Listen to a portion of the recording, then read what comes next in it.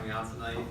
My name is Logan Leslie, and this event is for my senior Capstone project to raise awareness on the impact of social media on contemporary voters. Tonight we have two awesome guest speakers, Dr. Karen Mitchell of Westchester's Psychology Department and Mr. Eric Rowe, a Pennsylvania State Representative. I'll be starting the event off with a brief overview of my project, which specifically relates to the impact of fake news on social media. So for my project, I wanted to raise awareness to the issue of social media and how fake content on social media influences voters. It is important to research the extent of this, as many people in today's day and age receive their news from social media outlets. It is important to note the definition of fake news is news articles or sources that are intentionally and verifiably false that will mislead voters or viewers. And fake news is not mainstream networks such as CNN, the New York Times, and MSNBC. They are credible news sources that may be portrayed in a partisan manner, tailored toward a certain audience. Many different studies have been done since President Obama's re-election in 2012 to see if fake news content on social media has any impact on voters, and to what extent this impacts voters. Malicious news reports of any kind on social media is a slippery slope, and I feel it is important to raise awareness on the issue within the community and beyond. The main goal I have is the hope that raising awareness on this issue will give citizens the motivation to do research on credible news sources and form their own opinions before voting at the polls.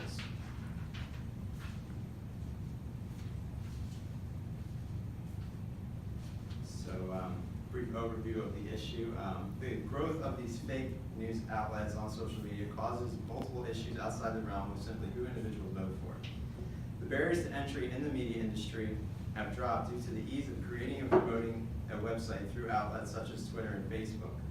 Social media has also become well equipped to propagate fake news due to the steep rise of users. As of the 2016 election, the total users for Facebook was 1.8 billion, and Twitter reached 400 million. On top of the rising prominence of social media, according to a Gallup poll on trust and confidence in the mainstream media, there has been a very steep decline, which, as you can see, has gone down substantially since 1998. Starting in the early 2000s, online news sources became much more prominent, which created a big concern amongst researchers. The concern was that the ease for large groups of like-minded individuals to come together and form echo chambers would create massive groups of individuals who are shielded from opposing beliefs. This epidemic is much more extensive than most voters realize. As of the 2016 election, there is also evidence that 62% of American voters receive their news from social media. This is highly concerning since the most popular fake news stories posted on social media were shared and viewed more than the most viewed stories published by credible sources such as Fox News, CNN, and MSNBC. The large majority of these social media users also report that they believe most of the stories they've seen on social media outlets. This epidemic may have had a big hand in the outcome of the 2016 presidential election, as the most discussed social media stories with false content favored Donald Trump heavily over Hillary Clinton. A number of researchers also believe, if not for these stories, Trump would have lost the election.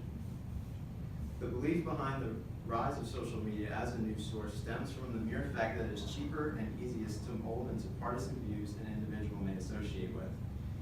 This creates an issue where voters are choosing candidates based on not only partisan information, but typically false information. Democracy works best when voters are as educated as possible, and in today's world it seems as though educated voters are dwindling. Another explanation behind voter susceptibility to partisan fake news could be explained through the psychological perspective called lack of reasoning. This is essentially lazy thinking, which is driven by partisanship. For example, if an individual with strong liberal partisanship were to see a headline on social media titled "Donald Trump to ban all Muslim immigrants," there are very strong odds this individual will read and share the article, voicing their discord without strong reasoning being factored in. This individual participated in lazy thinking, motivated by their own views and values. And this phenomenon actively impacts social media users on a daily basis, especially in a time where politics are very much driven by partisanship. So to come to an understanding of the effects of fake news, it is crucial to understand why it is created and who it was created by. Many sites are created for the main purpose of spreading disinformation, and a large majority are made to resemble that of credible news sources. For example, during the time leading up to the 2016 presidential election, there was a website under the URL abcnews.com.co, which is right here. As you can see, it looks exactly like the regular ABC News website. And this website was created to mimic the URL design and logo of the real ABC News website. It was found that this website produced mainly pro-Trump stories leading up to the presidential election. Another study found that more than 100 fake news sites were run in Velez, Macedonia by teenagers. Of these sites, there were again URLs created to mimic that of real news sources.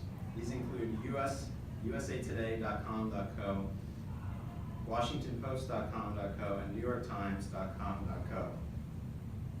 Of these websites, they were each reported by the owner to have between 20 and 25 writers, meaning that these sites were able to publish articles very regularly under the belief of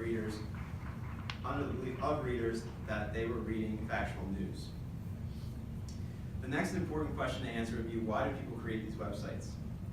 It was concluded that there were two main motivations why somebody would create a fake news website. The first and most obvious reason would be the ideological motivation. Many of the publishers of fake news write based upon their partisan views.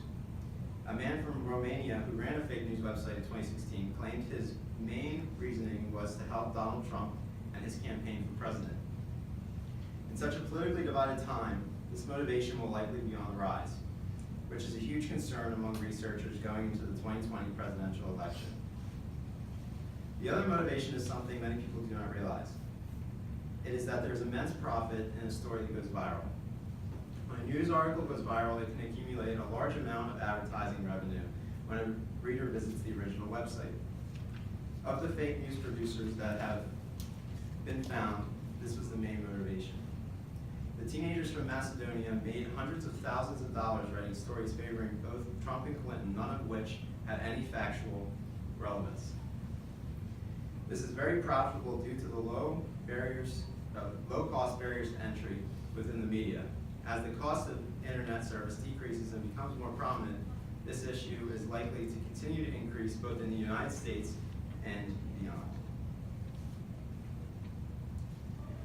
So an example of the effect of fake news is shown through research conducted by Hunt Alcott and Matthew Genskow. Their research consisted of a 1,200-person post-election survey and a database of 156 election-related news articles, which were categorized as fake by fact-checking websites 3 months prior to the election. In the database used for this research, there were 115 pro-Trump stories, which were shared a total of 30 million times on Facebook, and 41 pro-Clinton stories, which were shared a total of 7.6 million times. This data is very telling, as the notion that fake news stories were more beneficial to Clinton is essentially proven to be false.